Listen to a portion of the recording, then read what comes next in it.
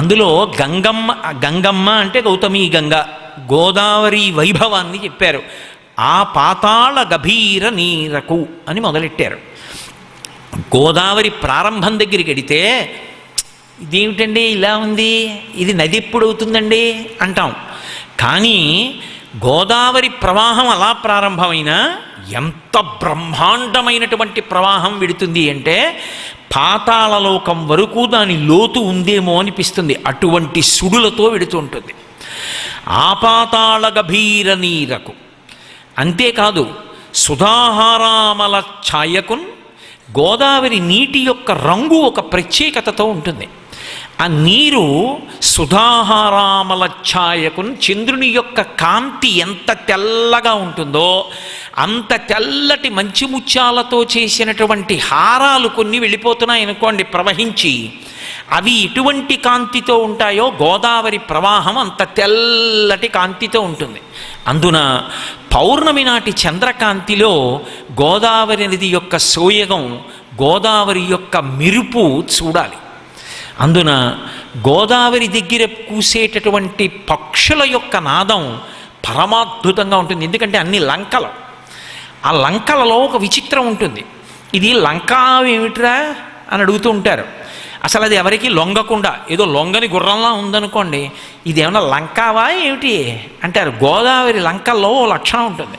కొన్ని ఆవులు ఉంటాయి, అవి ఆ ఆవుల్ని ఎవరు కట్టరు, అవి లంకల్లో తిరుగుతుంటాయి. ఎప్పుడు కావలసిన గడ్డి తిని హాయిగా పెరిగి పెద్ద అవుతాయి. ఏదో పోతన గారు కైలాసాచల సన్నిభంబగు మహాగంభీర గోరాజమున్ అంటాడు. కైలాస పర్వతాల అన్నట్టుగా ఉంటాయి. అటువంటిది ఒకటోసారి మా గోశాలలోకి వచ్చేసింది. కొన్నేళ్ళు ఎవడి మాట వినేది కదా, అది లంకా అంటారు. అది దూడకు కూడా పాలివదు, అది విచిత్రం. దూడకు కూడా పాలివదు, అంతా స్వేచ్ఛగా తిరుగుతుంటుంది.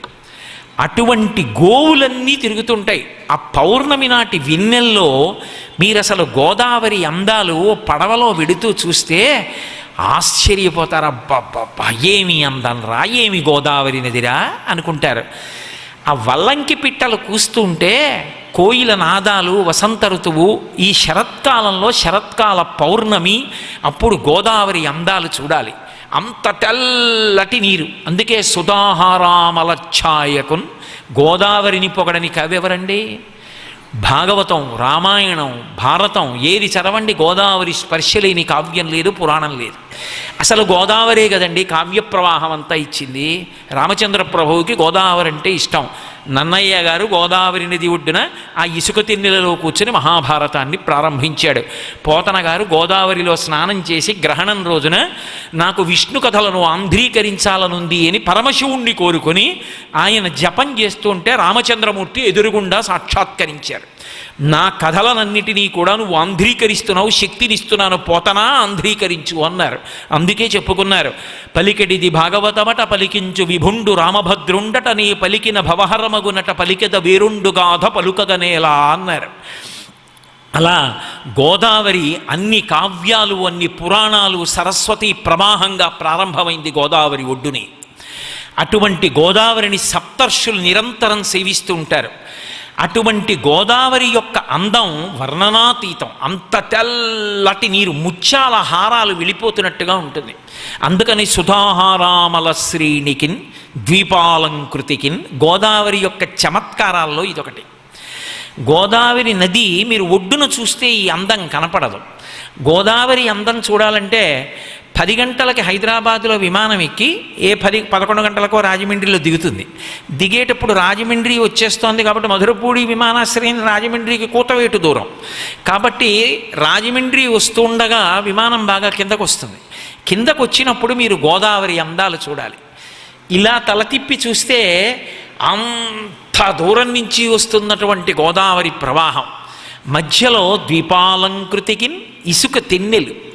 ఆ ఇసుక తిన్నెల్లో మళ్ళీ మంచి మంచి చెట్లు, చిన్న చిన్న పాకలు, అందులో ఉండేటటువంటి మత్స్యకారులు, ఆ పడవలు, ఆ పడవ తోసుకుంటూ వెళ్ళిపోయేవాళ్ళు. సూర్యోదయ సమయంలో చూడాలి గోదావరి అందం, సూర్యాస్తమయంలో చూడాలి.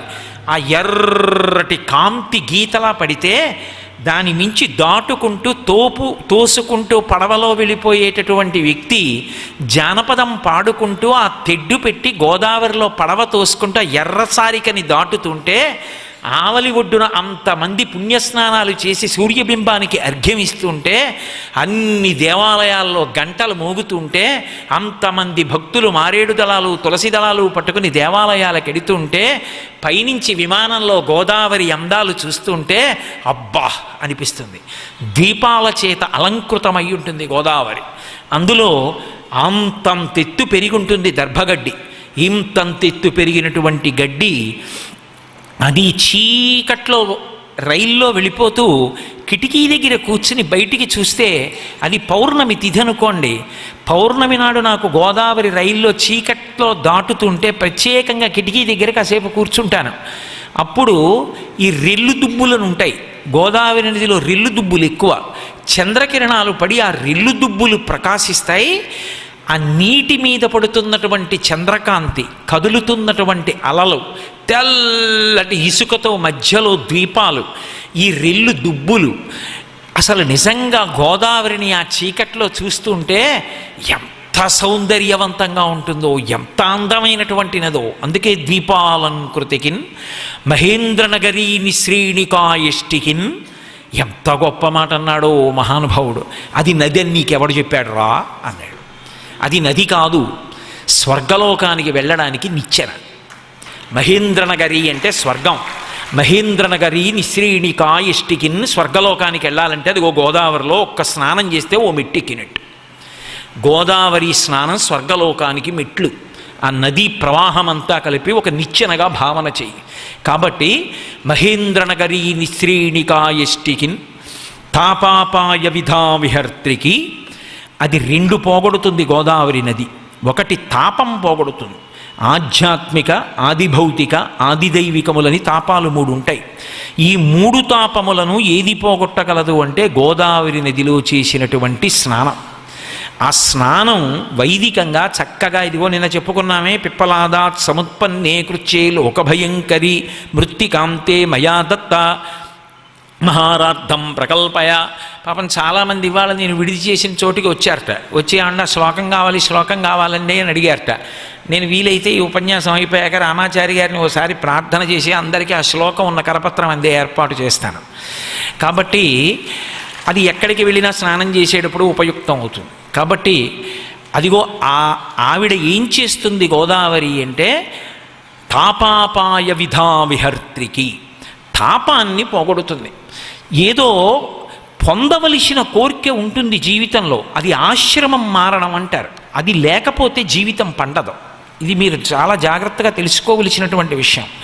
కొన్ని కొన్ని కోరికలుగా ఉంటాయి, కానీ అవి ఉండి తీరవలసినవి, అవి లేకుండా ఉండకూడదు. అసలు వాటికి మీరు ఈశ్వరుణ్ణి ప్రార్థన చేయవలసి ఉంటుంది. అప్పుడు అది కోరికల కోసం చేసిన ప్రార్థన అనడానికి కూడా ఉండదు. అది ఆ చట్రంలోకి రాదు అసలు అది. ఎందుకనంటే ఆశ్రమం మారకపోతే పండడవు.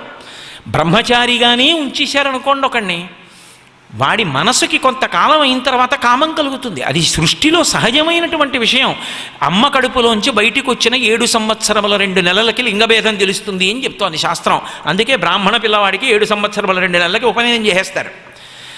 కాబట్టి ఒక వయసు వచ్చిన తరువాత వివాహం చేయకపోతే కామము విశృంఖలత్వాన్ని పొందుతుంది. ఇంద్రియాణి బలిష్టాని ననియుక్తాని మానద అపక్వస్య ప్రకుర్వంతి వికారాం స్థాననేకశః అంటాడు వ్యాసుడు దేవీ భాగవతంలో. ఇంద్రియములకు ధార్మికమైన మేత అందించలేదనుకోండి, అవి పాములై కాట్లు వేస్తాయి, జారి కింద పడిపోతాడు. కామాన్ని ధర్మంతో ముడేసేయాలి. ముడేసేయాలి అంటే ధర్మపత్నిని స్వీకరిస్తాడు. ఆశ్రమం మారుతున్నాడు, బ్రహ్మచర్యంలోంచి గృహస్థాశ్రమంలోకి వెడుతున్నాడు. ఈ ఆశ్రమం మార్పు అనేటటువంటిది పండడానికి కారణం. లేకపోతే ఆ సుఖం తెలియని నాడు దానికోసం వెంపర్లాడి తప్పటడుగు వేస్తాడు. ఈ సుఖము సుఖమా అన్న వైరాగ్య సుఖం రావాలి అంటే దాన్ని ధార్మికంగా అనుభవించేయాలి. దానివలన ధార్మికమైన అర్థం రావాలి. కొడుకు కూతురు పుట్టాలి, కొడుకు గయాశ్రాద్ధం పెట్టాలి, కూతుర్ని కన్యాదానం చేసి దశ పూర్వేషాం దశాపరేషాం, ముందు తరాలు 10 వెనక తరాలు 10, ఈ తరం 1 21 తరాలు తరించాలి. ఇవన్నీ ఎక్కడి నుంచి వస్తాయి? ఆశ్రమం మార్పులో వస్తాయి. అందుకని అది కోరవలసినది, అది కోరికే అనిపించుకోదు అసలు. దాన్ని కోరిక అనరు. ఏది కోరుకో, ఏది కోరిక కాదో, ఏది అడగాలో, ఏది అడగకూడదో దాని గురించి తెలిసి ఉండాలి శాస్త్రం. తెలియకుండా మాట్లాడకూడదు. కాబట్టి ఆశ్రమం మార్పు అనేటటువంటిది మనిషి పండడానికి కోరుకోవాలి. అప్పుడు కదా పండుతాడు. ఇంకా అదే పనిగా గృహస్థాశ్రమంలో ఉండి సుఖం అనుభవించడానికే.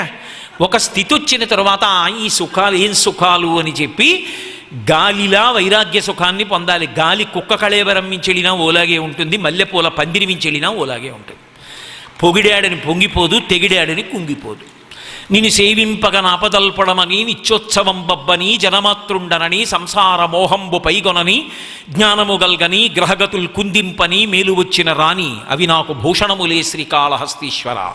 లోకుల్నంగని మెచ్చని అలుగని లోలోన నిందించని చీకాకున్బడని మహాత్ముడనని జేలొగ్గని మూకీభావమునం తిట్టని త్రోయని నీ కారుణ్యము కలిగి ఉండినను అంతే చాలునో శంకర. ఇదిగో ఈ వైరాగ్య సుఖానికి చేరుకోవాలి అంటే ధార్మికంగా సంసారంలో ఉండి మనవణ్ణి చూసి ఈ సుఖములు సుఖములా అన్న వైరాగ్య సుఖానికి వెళ్ళాలి. తర్వాత అప్పుడు దాని వలన జ్ఞానము కలిగి మోక్షాన్ని పొందాలి. ఇది ఎక్కడ ప్రారంభం? భగవత్ కథాశ్రవణంతో ప్రారంభం. అందుకు అంటారు పోతన గారు భాగవతంలో, అమరేంద్రాదుల కొల్చు భంగిజనులబ్జాక్షు సేవించగా విమల జ్ఞాన విరక్తి ముక్తి నొసగున్ వేయేల భూనాథ తత్కమలాధీశు కథా సుధారస నదీ కల్లోల మాలా పరిభ్రమ మెవ్వానికినైన కర్ణయుగళీ పర్వంబు కాకుండునే అంటారు. ఆయన కథలు సంతోషంగా వింటే చాలు, అక్కడ విత్తనం, అక్కడి నుంచి ఇంకా మహావృక్షం ప్రారంభం అవుతుంది. కాబట్టి తాపాపాయ విధా విహర్త్రికి గోదావరి నది గొప్పతనం ఎక్కడుంది అంటే తాపాన్ని పోగొడుతుంది. అంటే ఈ కోరిక తీరలేదన్న తాపం ఉండదు, సంసార భ్రమణ పరితాపోప శమనము కలుగుతుంది. అటువంటి జ్ఞానాన్ని కటాక్షిస్తుంది గోదావరి స్నానం. అందుకే తాపము అపాయము ఈ రెండింటినీ తొలగించగలిగినది, లేదా తాపమును తొలగించగలిగినటువంటి శక్తి కలిగినటువంటి నదికి తాపాపాయ విధా విహర్త్రికి మహోధన్వా దృఢాలింగన వ్యాపార ప్రతిపన్న సౌఖ్యకు. అన్ని నదులు సముద్రంలో సంగమిస్తాయిట. సముద్రుడు గోదావరి సంగమిస్తుంటే పొంగిపోయి ఇలా చేతులు చాపుతాట, రా ఆలింగనం చేసుకుంటానంటట. ఆ గోదావరి సముద్రుడి చేత ఆలింగనం చేసుకోబడి దృఢాలింగన గట్టిగా సముద్రుడు కౌగలించుకుంటే పరవశించిపోయే గోదావరి. మీరు నిజంగా సముద్రుడి పరవశం ఏమిటో చూడొచ్చు. ఇప్పటికీ యానాం దగ్గర మీరు పడవెక్కి సాగర సంగమం వైపుకి పడవలో వెడుతుంటే, నేను ఒకప్పుడు యానాం దగ్గర పడవెక్కి సాగర సంగమం వరకు వెళ్ళాను. మధ్యలో లంకలు ఉంటాయి, అవతల వైపు యువతల వైపు లంకలు. అక్కడక్కడ లంకల దగ్గర ఆగడం, మెట్లు ఎక్కడం, అబ్బో ఏమి చెప్పమంటారు, దాని గురించి వర్ణించడానికి ఎవడూ సరిపోడు. ఒక్కొక్క చోట మెట్ల దగ్గర పడవ ఆపుకుని ఆ మెట్లు ఎక్కి పైకి ఎక్కితే అద్భుతమైనటువంటి గాయత్రి దేవాలయం. ఒక్కొక్క లంకలోకి వెడుతుంటే చక్కచక్కటి దేవాలయాలు, ఆ పక్షులు, ఆ కలకూజితాలు, అమాయకులైన ప్రజలు, నిర్మలంగా ప్రారంభమైనటువంటి ప్రవాహం. మీరు ఆ సాగర సంగమం వైపుకి దగ్గర అయిపోతూ ఉంటే పడవని ఇలా ఇలా ఊపుతుంది. సాగరుడు ఎదురొస్తాడు, ఎదురొచ్చి గోదావరిని కౌగిలించుకుంటాడు. ఏమి సంతోషమో! అక్కడికి వెళ్ళేటప్పటికీ మీకు నిజంగా సముద్రుడి యొక్క సంతోషం, గోదావరి యొక్క పరవశం తాండవం చేస్తూ కనపడతాయి. ఎప్పుడైనా మళ్ళీ వెళ్ళాలన్న కోరిక ఓసారి. ఎంత అద్భుతమైన యాత్ర! ఆ రోజుల్లో నాతో పాటు పడవలో ఒక మంచి కవి వచ్చాడు. ఆయన మంచి మంచి పాటలు పాడుతుండేవాడు. ఆ పాటలు వింటూ తీసుకెళ్ళినటువంటి ఆ చక్కటి మురుంచద్ది పట్టుకెళ్ళి పడవ మధ్యలో ఆ గోదావరి చుట్టూ ఉండగా చక్కగా ఆ మురుంచద్ది తినేసి మళ్ళీ ఏదో అన్నం తినలేదు, అరటిపండు తినలేదని చెప్పి బాధపడకుండా ఆ గోదావరిలో ప్రయాణం చేసి ఆ లంకలు చూస్తూ వెడుతుంటే నన్ను ఏం చెప్పమంటారు, మీరు అనుభవించాలి తప్ప. కాబట్టి ఆ సాగరుడు దృఢాలింగనం చేసుకునేటప్పుడు పరవశించిపోయేటటువంటి స్వభావం ఉన్నటువంటి గోదావరికి సాష్టాంగంబు గంగమ్మకున్. నేను చెయ్యగలిగినది ఏమిటి? సాష్టాంగ నమస్కారం చేస్తాను ఆ గంగమ్మకి, ఆ గోదావరికి. అంత గొప్ప నది గోదావరి. అటువంటి గోదావరి ఏది ఇవ్వగలదు అంటే అసలు ఏది ఇవ్వగలదన్న ప్రశ్న కాదు, ఏది ఇవ్వలేదన్న ప్రశ్న వెయ్యాలి. ఎందుచేత అంటే గోదావరి నది గురించి చెప్తూ గౌతమి గంగమ్మ అని కదూ అంటాం. ఒక మాట అంటారు గోదావరి గురించి చెప్తూ, అమ్మా నువ్వు అమృతప్రాయమైన పయోధారలిచ్చి ఈ సృష్టికల జంతు కోట్లను రక్షింతివీవు జననివౌటకేమి సంధియము చెప్పుమా. గౌతమీ గంగ ఘనతరంగ అంటారు, ఆలోల ఘనతరంగ. అమ్మా గోదావరి అని అనడం కాదు, అమ్మా అని పిలవాలనుంది. అమ్మా అని పిలవడానికి నాన్న నిన్ను ఏమన్నా కన్నానా అంటావేమో అమ్మా, నీకెందుకమ్మా జనని కౌటకు ఏమి సందేయము చెప్పుమా, నీకేమిటి అనుమానం అలా పిలిపించుకోవడానికి? తల్లి అమృతమయమైన పయోధారలిచ్చి ఈ సృష్టి కల జంతుకోట్ల రక్షింతువీవు. అమృతంతో సమానమైనటువంటి నీటి ప్రవాహాన్ని ఇస్తున్నావు. ఇన్ని కోట్ల మంది నీ వల్ల బతుకుతున్నారు, ఇంతమంది ఆ నీరు తాగుతున్నారు, ఆ నీటి వలన పంటలు పండితే ఆ పంటలు తింటున్నాం.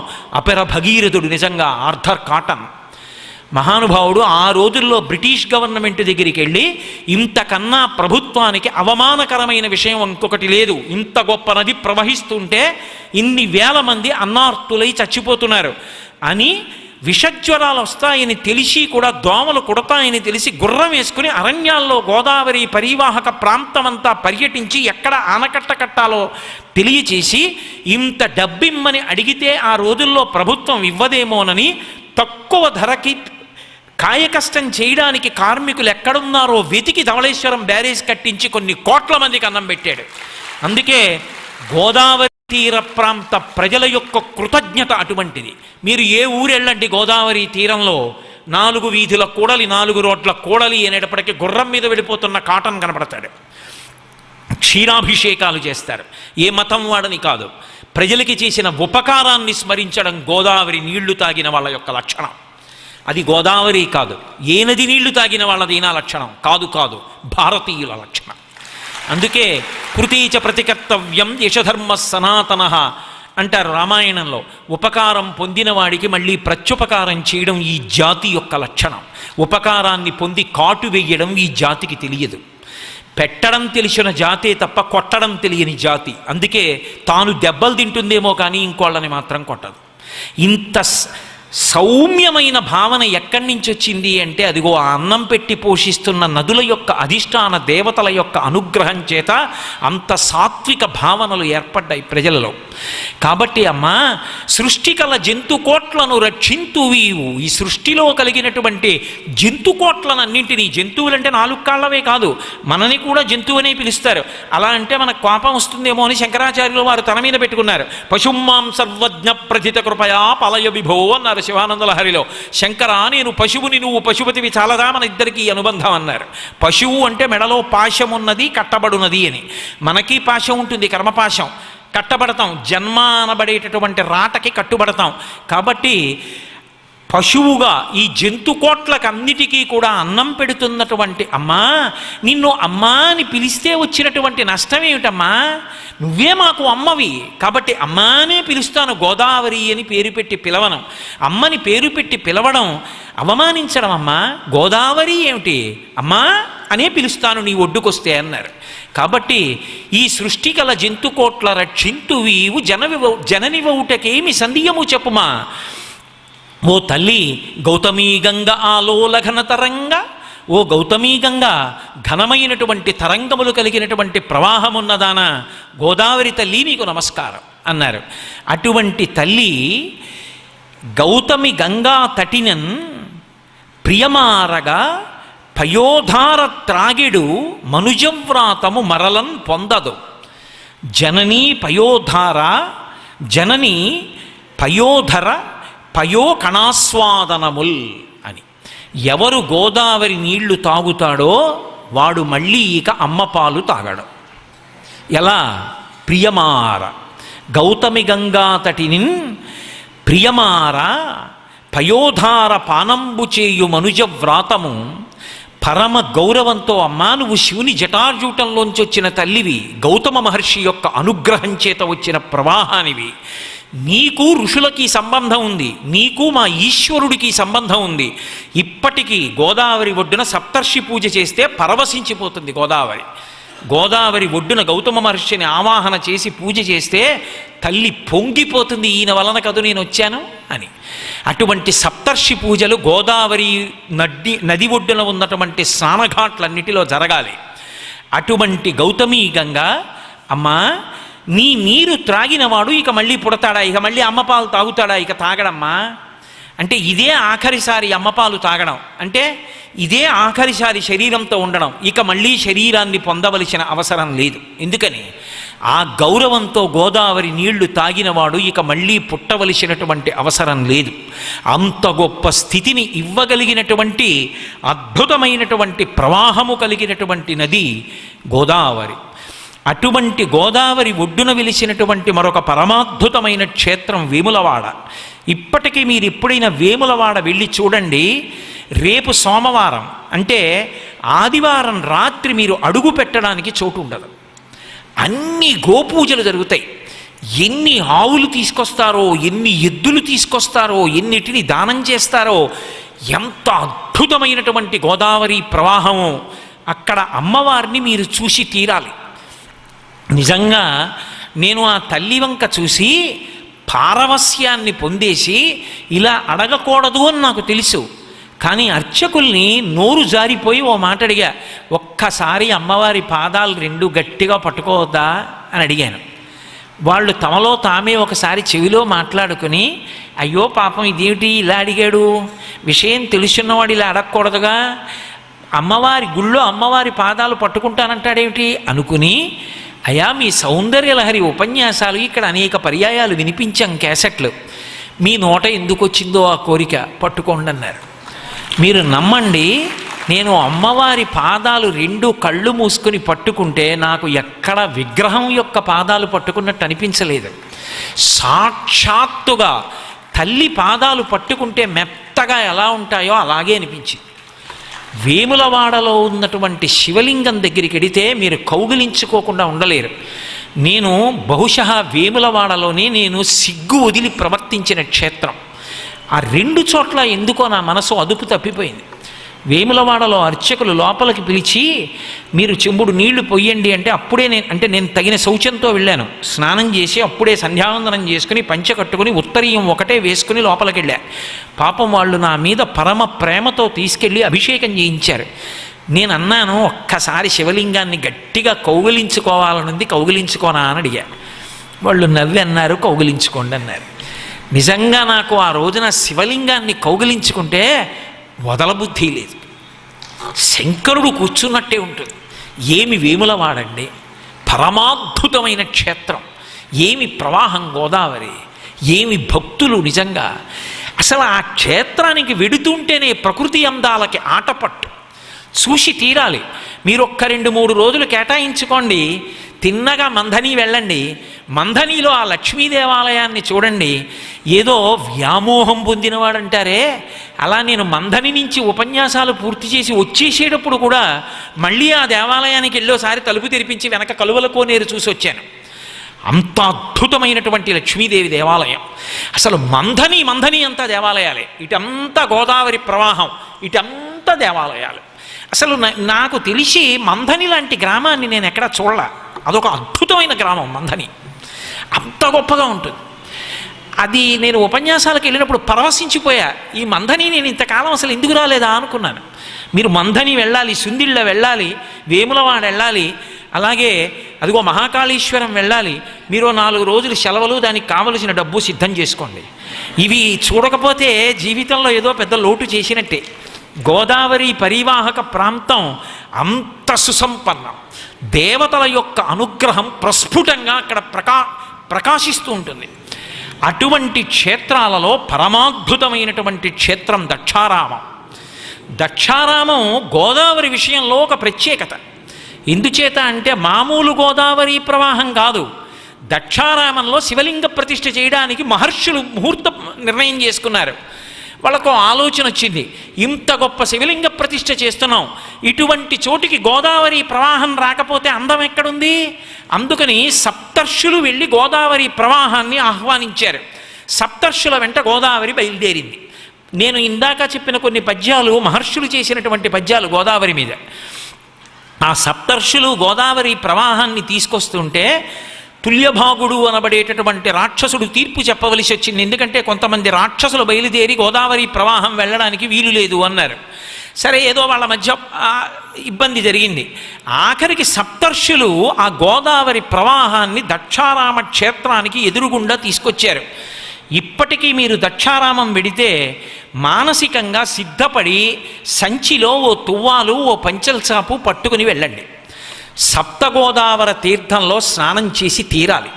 అమ్మ ఒళ్ళో పడుకుంటే ఎలా ఉంటుందో, అమ్మ కట్టి విప్పినటువంటి చీరలు బొంతగా కుట్టుకుని ఆ బొంత మీద పడుకుంటే ఎలా ఉంటుందో, అమ్మ కొత్తగా ఊరగాయ పెట్టి ఊరగాయ రుచి ఎలా ఉందో చూద్దామని చెప్పి నూతిగట్టు మీద పిల్లల్ని కూర్చోబెట్టుకుని ఇంత నూనె చేత్తో తీసి కొత్త ఆవకాయలో వేసి వేడి అన్నంలో కలిపి తన చెయ్యి కాలుతున్న పిల్లల్ని కూర్చోబెట్టుకుని అందరి చేతిలో తలో ముద్ద పెట్టినప్పుడు అమ్మ చేత్తో పెట్టిన కొత్త ఊరగాయ ముద్దలు తిన్నప్పుడు ఎంత సంతోషం రుచిగా ఉంటుందో అంత గొప్పగా ఉంటుంది సప్తగోదావరి. అందులో స్నానం చేయకపోతే ఏదో చిన్న లోటు ఉన్నట్టు సుమా. కాబట్టి సప్తగోదావరిలో స్నానం చేయాలి. సప్తగోదావరిలో స్నానం చేసేటప్పుడు ఒక మాట చెప్తారు, సప్తగోదావరం తీర్థం సర్వతీర్థోత్తమోత్తమం అత్ర సన్నిహితో రుద్రో భీమనాథీశ్వరీశ్వర. ఆ సప్తగోదావరి దగ్గరికి వెళ్ళి స్నానం చేసేటప్పుడు చెప్పాలి, ఓ సప్తగోదావరి మహర్షుల చేత తీసుకుని రాబడ్డావు. ఇటువంటి సప్తగోదావరి ఈ ఒడ్డున భీమనాథుడి వెలిసి ఉన్నాడు. మహర్షులు నదిని తేవడంలో ఆలస్యమైంది. ఆలస్యం అవడంలో ప్రతిష్ఠ జరిగిపోయింది. వాళ్ళు పెట్టిన ముహూర్తం పోకూడదు అని పరమశివుడు తనంత తాను ప్రతిష్ఠ అయిపోయాడు. కర్మసాక్షి సూర్యభగవానుడు వచ్చి పూజ చేశాడు. ప్రథమ పూజ ఎవరు చేశారు అంటే సూర్యుడు చేశాడు. మీరు ఎప్పుడైనా గుర్తుపెట్టుకోండి, సూర్యుడు ప్రతిష్ఠ చేస్తే శివలింగాన్ని దానికి 4 దిక్కులా చంద్రప్రతిష్ఠ దేవాలయాలు ఉండాలి. ఒక్క గోదావరి ఒడ్డున ఉన్నటువంటి దక్షారామంలో విచిత్రం ఏమిటంటే 8 దిక్కులా చంద్రప్రతిష్ఠ దేవాలయాలు వచ్చాయి. అందుకే అసలు ఒకరోజు మీరు ప్రణాళిక వేసుకొని 8 చంద్రప్రతిష్ఠ దేవాలయాలు చూసి ప్రదోష వేళకి దక్షారామం వెళ్ళి సప్తగోదావరిలో స్నానం చేసి భీమనాథుడి దర్శనం చేశారనుకోండి, అబ్బా అప్పుడు అనుభవం చూడండి. నేను నోటితో చెప్పడం కాదు, మీరు అనుభవించి చెప్పాలి. దక్షారామం భీమనాథ క్షేత్రం మధ్యలో ఉంటే తూర్పున కోలంక ఉంటుంది, సోమేశ్వరుడు. ఎక్కడున్నా సోమేశ్వరుడే, ఎందుకంటే చంద్రప్రతిష్ఠ. తూర్పున కోలంక, దక్షిణానికి వచ్చేటప్పటికి దంగేరు సోమేశ్వరుడు, మళ్ళీ నైరుతి దగ్గరికి వచ్చేటప్పటికి కోరుమిల్లి సోమేశ్వరుడు, పశ్చిమానికి వచ్చేటప్పటికి సోమేశ్వరుడు, వాయువ్యం దగ్గరికి వచ్చేటప్పటికి వెల్ల సోమేశ్వరుడు, మళ్ళీ ఉత్తరం దగ్గరికి వచ్చేటప్పటికి చొల్లంగి సోమేశ్వరుడు, ఈశాన్యం దగ్గరికి వచ్చేటప్పటికి పటవల సోమేశ్వరుడు. 8 దిక్కులా సోమేశ్వరుడు. కోటిపల్లి కాదు వృద్ధగౌతమి, కోటిఫలి. అక్కడికి వెళ్ళి స్నానం చేస్తే 1,000,000 మార్లు స్నానం చేసినట్టు. అక్కడ క్షేత్రవైభవం అది. అటు క్షణముక్తేశ్వరం, ఒక్క క్షణం అక్కడ నిలబడితే చాలు ముక్తి. ఏమి గోదావరి, ఏమి క్షేత్రాలు, ఏమి వైభవం. నమస్తే భీమనాథాయ సప్తగోదావరాంభసే పాపాం ధనగ్నయే తుభ్యం నిమజ్జామి హరత్వయి. ఈ శ్లోకం చెప్పకుండా మాత్రం సప్తగోదావరిలో స్నానం చేయకూడదు. ఇది చెప్పాలి.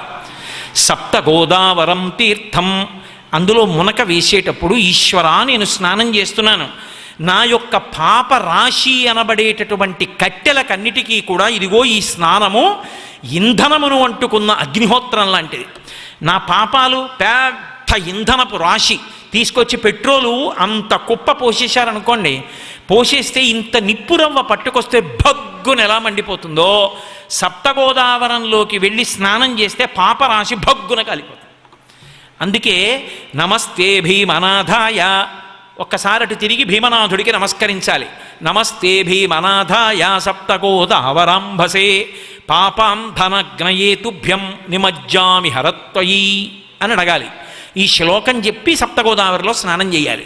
సప్తగోదావరిలో అలా స్నానం చేస్తే అన్ని సోమేశ్వరాలు చూడకపోయినా దక్షారామం వెళ్ళి స్నానం చేస్తే, అందుకే దక్షారామం ఎంత శక్తివంతం అంటే పరమశివుని యొక్క ఇల్లాలైనటువంటి పార్వతీదేవికి ఎంత గౌరవమో దక్షారామానికి అంత గౌరవం.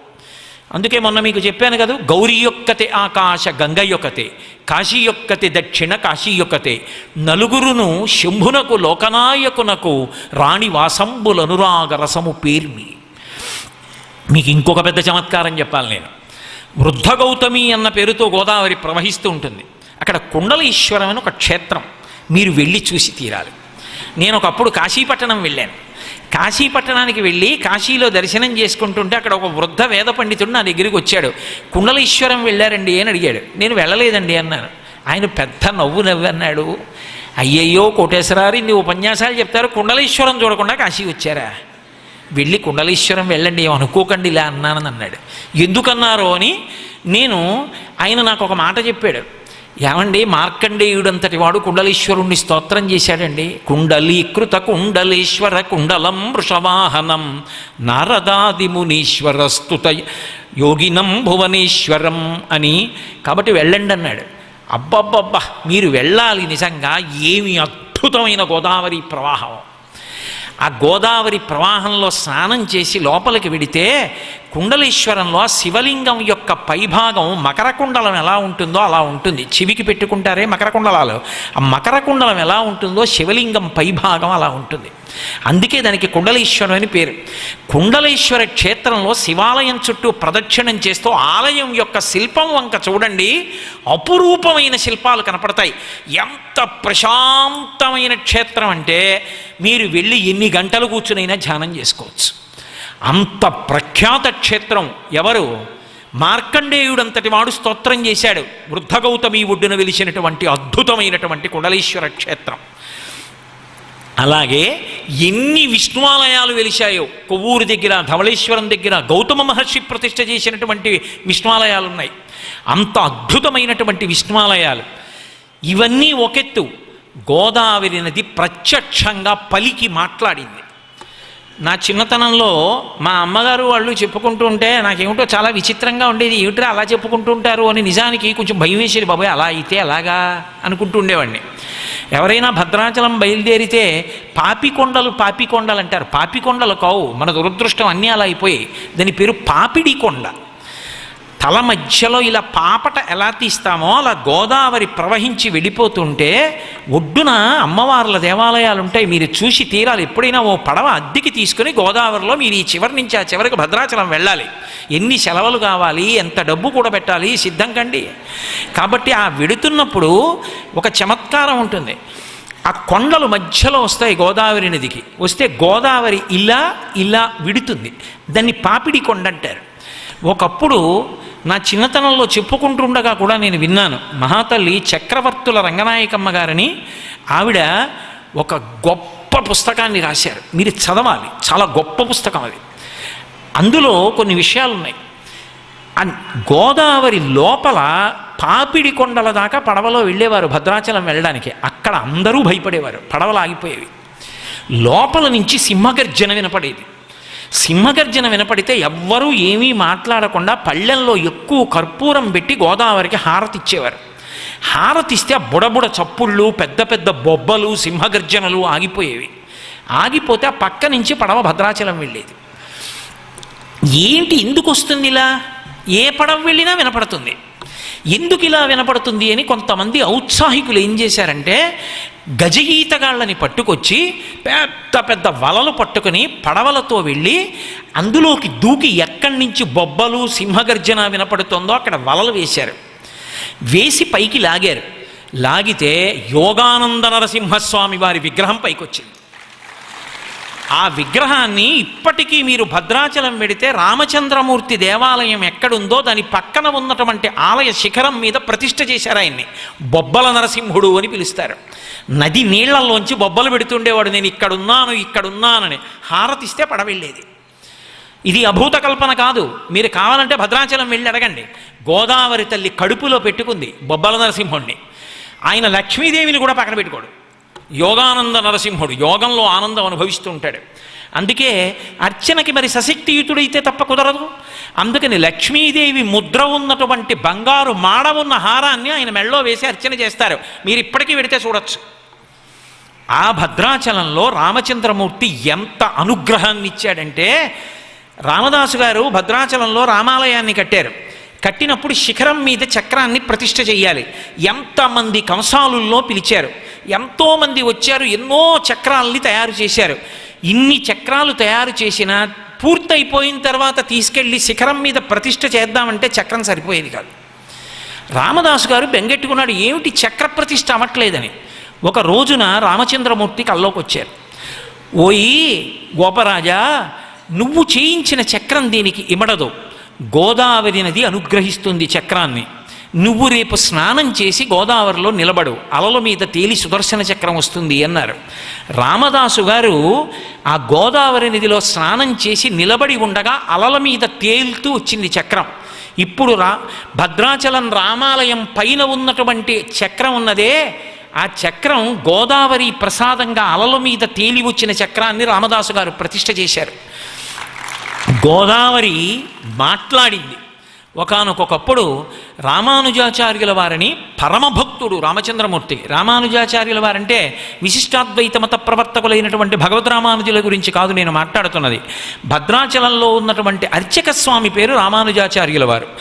పరమభక్తి తత్పరుడు ఆయన దేవాలయంలో ఉండగా కొంతమంది, ఆ రోజుల్లో అలా ఉండేవి భావనలు, దేవాలయంలో ఉన్నటువంటి విగ్రహాలని ధ్వంసం చేయడానికని బయలుదేరి వచ్చారు. వచ్చినప్పుడు వాళ్ళు వచ్చేస్తున్నారు దండయాత్రగా, రామాలయంలో మూర్తుల్ని బద్దలు కొట్టేస్తారని అవి కనపడకుండా మట్టితో గోడ కట్టేసి చిన్న కన్నం పెట్టి లోపల అఖండ దీపం పెట్టి ఈ కన్నం యువతల నుంచే రాముడికి నైవేద్యం పెట్టేవారు.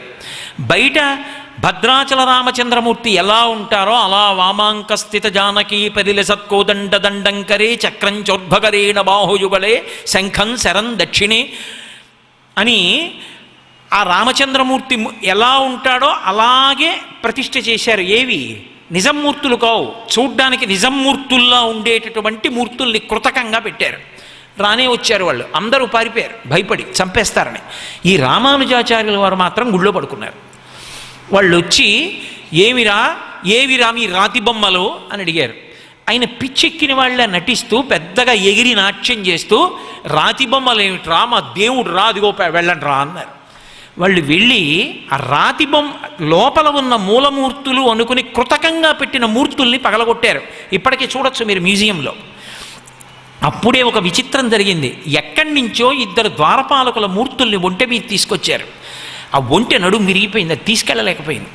ఆ ద్వారపాలకులు ఉండిపోతే వాటినే భద్రాచలంలో పైన ప్రతిష్ఠ చేశారు ద్వారపాలకులుగా. వాళ్ళు భద్రాచలం వచ్చారు. ఇంకా పెద్ద విశేషం ఏమిటో తెలుసా? ఒకప్పుడు రామానుజాచార్యుల వారు అంటే అర్చక స్వామి, ఉత్సవమూర్తుల్ని ఎత్తుకుపోతారు ఎలా అని చెప్పి సీతమ్మని, రాముణ్ణి, లక్ష్మణుణ్ణి ముగ్గురిని పట్టుకెళ్ళి తిన్నగా గోదావరి ఒడ్డున ఒక రాళ్ల కుప్ప కింద దాచారు. ఈయన వెళ్ళి దేవాలయంలో అమ్మయ్య మూర్తుల్ని రక్షించాను, గుడి నిలబడిందని సంతోషించారు. గోదావరి పెద్ద ప్రవాహం వచ్చి ఈ ఉత్సవమూర్తుల్ని తీసుకెళ్ళిపోయింది. ఆయన గోదావరి ఒడ్డుకు వచ్చారు, ఉత్సవమూర్తులు లేవు. ఉత్సవమూర్తులు వెళ్ళిపోయాయి కాబట్టి నేను గుడికి రానని ఆయన ప్రాయోపవేశం చేసి అక్కడే కూర్చున్నారు, శరీరం వదిలేస్తానని. ఆయన అలా కూర్చుని ఒక 3 రోజులు దాటిపోయింది. దాటిపోయిన తర్వాత కొంతమంది పడవల వాళ్ళు వచ్చారు.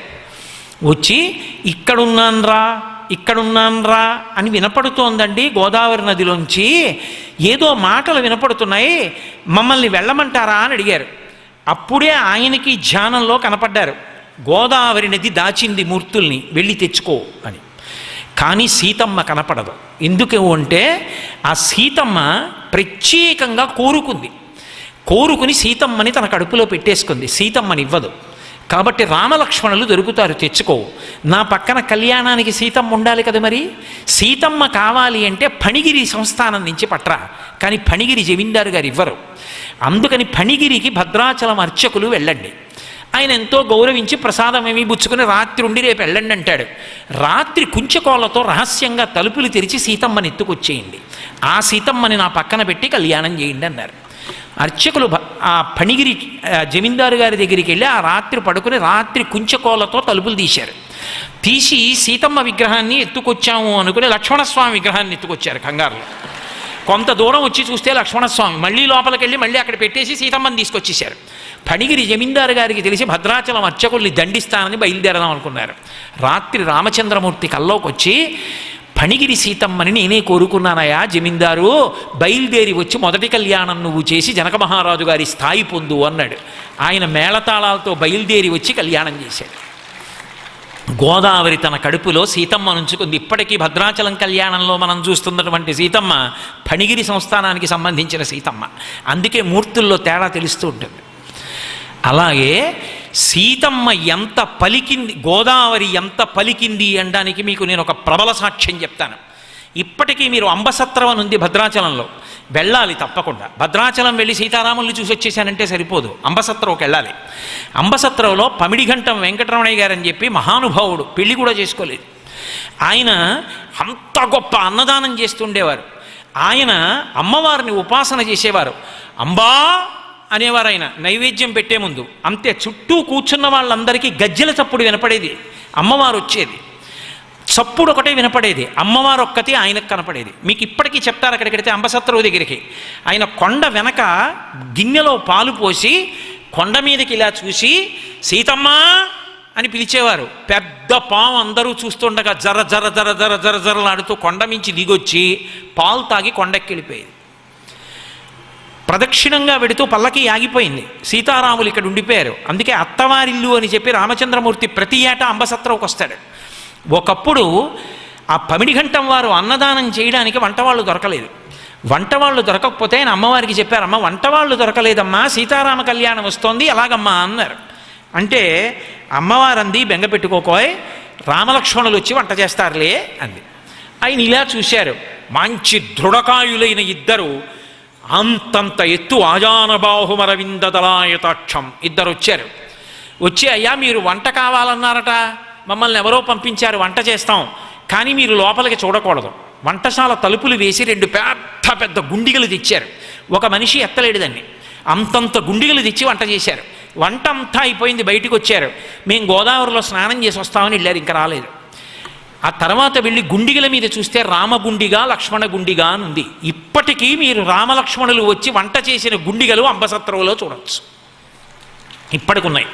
మొన్న నేను భద్రాచలంలో అంబసత్రంలో ఉపన్యాసం చెప్తుంటే వేదికకి అటు ఇటు ఆ రామగుండిగా లక్ష్మణగుండిగా పెట్టారు. నాకు అవంటే చాలా ఇష్టం అని ఆ 2 గుండిగల మధ్యలో కూర్చొని ఉపన్యాసం చెప్పొచ్చాను. కాబట్టి గోదావరి పలికింది. పమిడిఘంటం వారికి ఏదైనా ఇబ్బంది వస్తే గోదావరిని అడిగేవారు. ఒకప్పుడు నెయ్యి లేదు, రాజమండ్రి నుంచి నెయ్యి రావాలి, ఆ నెయ్యి రాలేదు. ఎలా? ఆయనకు అనుమానం వచ్చింది, నెయ్యి లేకుండా అభిగారం ఎలా చేస్తారు, భోజనం ఎలా చేస్తారు? అందుకని ఆయన తిన్నగా గోదావరి ఒడ్డుకి వెళ్ళారు. వెళ్ళి 2 బిందెలతో గోదావరి నీళ్లు తీసుకున్నారు. అమ్మ 2 బిందెలు నెయ్యి అప్పిప్పించు, నెయ్యి వచ్చిన తర్వాత నీకు ఇచ్చేస్తానన్నారు. అలాగేనంది గోదావరమ్మ. ఆయన ఇంటికి తెచ్చారు. తెచ్చి గోదావరి నీళ్లు కదండి, గోదావరి నీళ్లు కదండి, నెయ్యి ఏమిటండి అన్నారు. వడ్డన మొదలెట్టండ్రా అన్నారు. అన్నీ వడ్డించి అభిగారం చేయడానికి ఆ బిందెలో ఇలా ఉద్ధరిని ముంచారు. నెయ్యి అయిపోయింది 2. ఆ తర్వాత రాజమండ్రి నుంచి నెయ్యి వచ్చింది. 2 నేతి బిందెలు పట్టుకెళ్ళి అమ్మ అప్పుచ్చుకున్నాను కదా పుచ్చుకోని ఇచ్చేశారు, గోదావరిలో కలిపేశారు. నేను అందుకే మీతో మనవి చేస్తున్నా, గోదావరి తల్లి పలుకుతుంది, ఎందరికో పలికింది ఆవిడ. ఆవిడ కడుపులో లక్ష్మీ నృసింహస్వామిని పెట్టుకుంది. ఆవిడ కడుపులో ఇన్ని పెట్టుకుంది. గోదావరి ఎన్నో పర్యాయాలు మాట్లాడింది. ఆమె అధిష్టాన దేవత అంత కరుణార్ద్ర హృదయ, గౌతమ మహర్షి యొక్క తప ఫలం, పరమేశ్వరుని జటాజూతం నుంచి వచ్చినటువంటి పరమ పావన వాహిని, సనాతన ధర్మానికి గుండెకాయ. అటువంటి గోదావరిని రక్షించుకోవలసిన కర్తవ్యం, దాన్ని సద్వినియోగం చేసుకుని ఆ నదీ జలాలు పాడవకుండా చూసుకోవలసినటువంటి నిష్ఠ అందరం వహించవలసి ఉంటుంది. కాబట్టి ఒకప్పుడు నెల్లూరు జిల్లా ప్రాంతం నుంచి రంగారాయుడు గారిని ఒక ఆయన భద్రాచలం వచ్చారు. ఆయనకి కోరిక, భద్రాచలంలో ఉత్సవమూర్తికి కళ్యాణం చేసేటప్పుడు వైరముడి అంటే ఇలా ఉంటుంది, ఆ వైరముడి చేయించాలి కిరీటం అని. ఎలా? పాపం ఆయన దగ్గర డబ్బు లేదు, వైరముడి చేయించాలని కోరిక. ఆయన రోజు రామ రామ రామ రామ రామ రామ రామ అని రామచంద్రమూర్తితో ప్రార్థన చేసుకు పడుకునేవాడు. సీతారామ కళ్యాణం దగ్గరికి వచ్చేస్తోంది, కొన్ని నెలల్లోకి వచ్చేసింది. రామచంద్రమూర్తికి అల్లో సాక్షాత్కరించారు.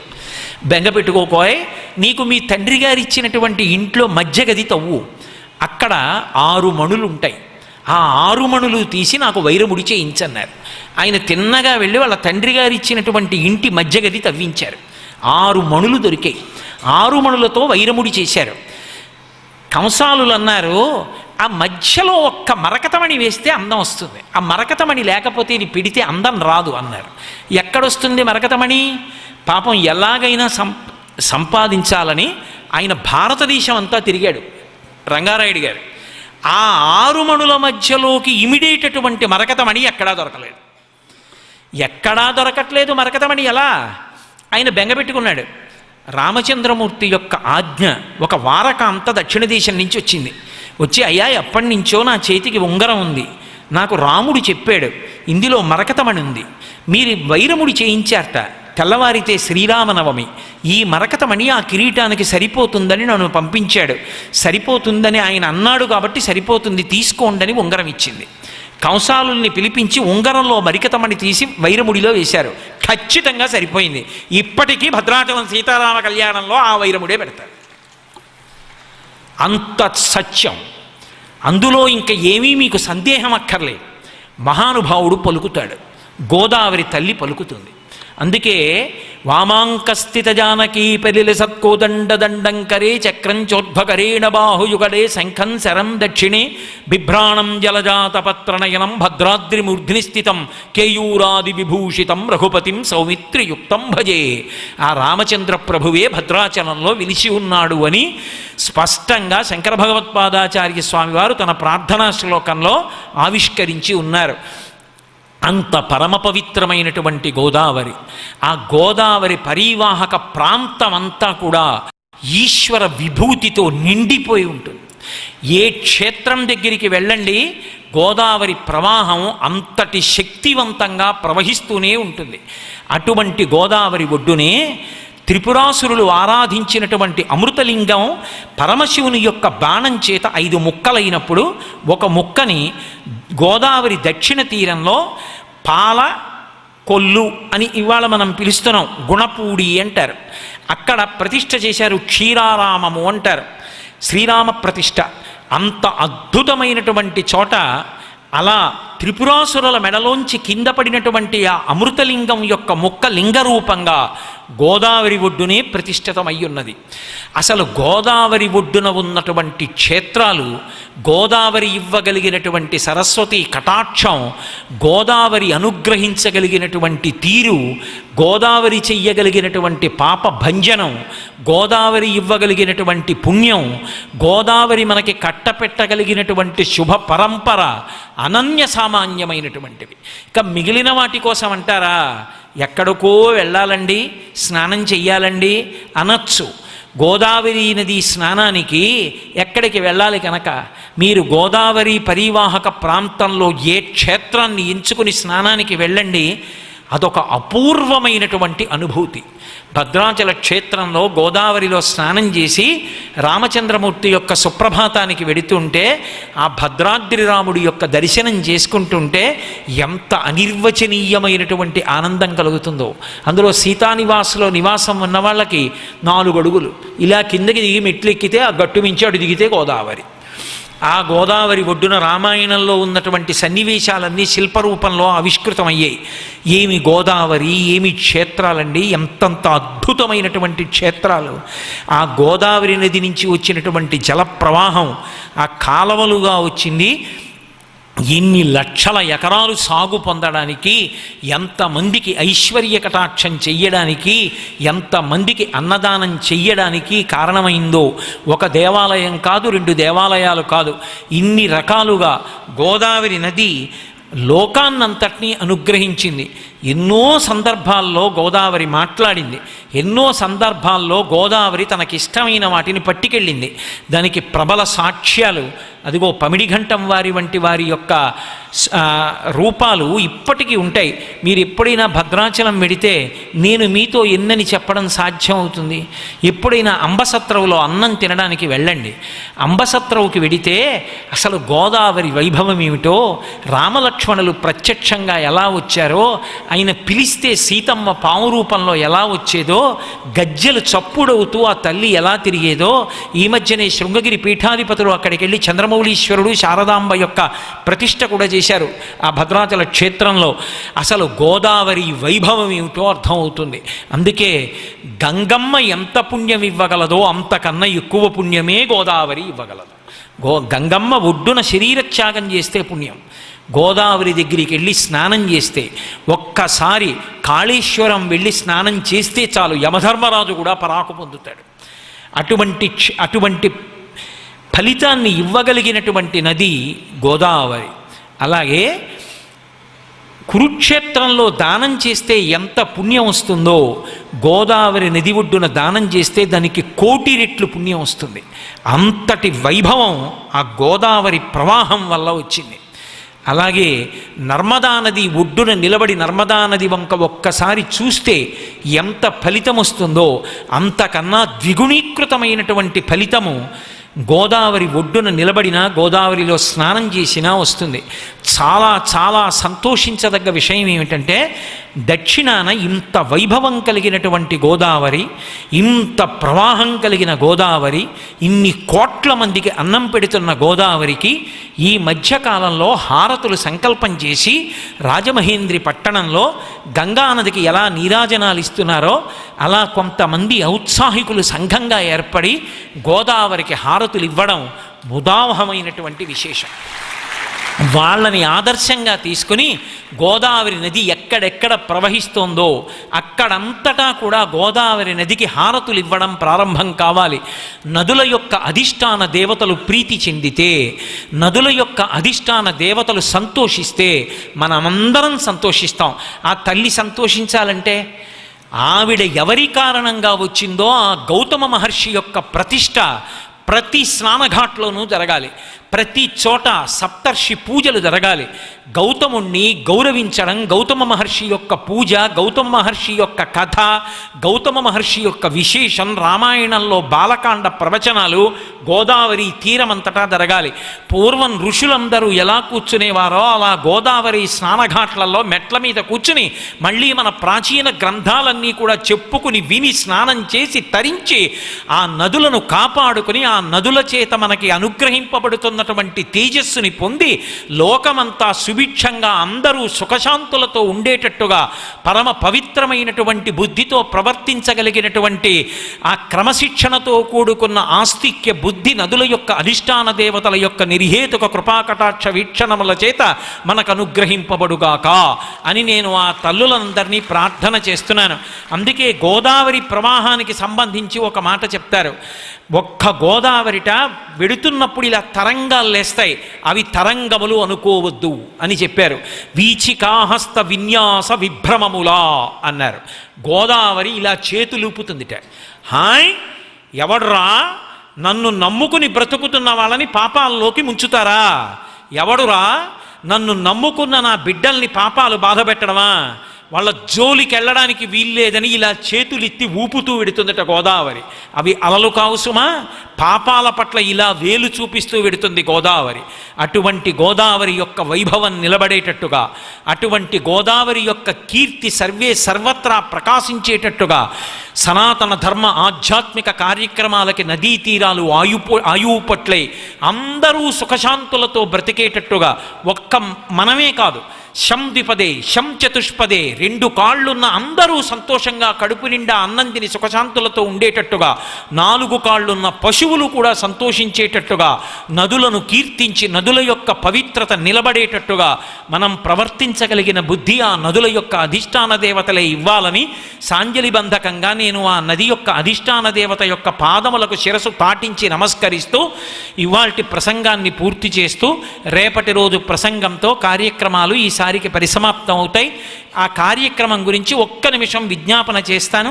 దీని తరువాత వేద విద్వాంసులు ఎంత సేవ చేసిన వాళ్ళు చెప్తారు, వాళ్ళకి చాగంటి పురస్కారం ఇవ్వబడుతుంది. కాబట్టి మీరందరూ ఒక్క 10 నిమిషాలు శ్రద్ధాళువులై కూర్చోండి. అటువంటి మహాత్ములు చేసిన సేవకి సంతోషం ఏమిటంటే మనందరం వారిని గౌరవిస్తే అటువంటి వారు సమాజంలో తయారవుతారు.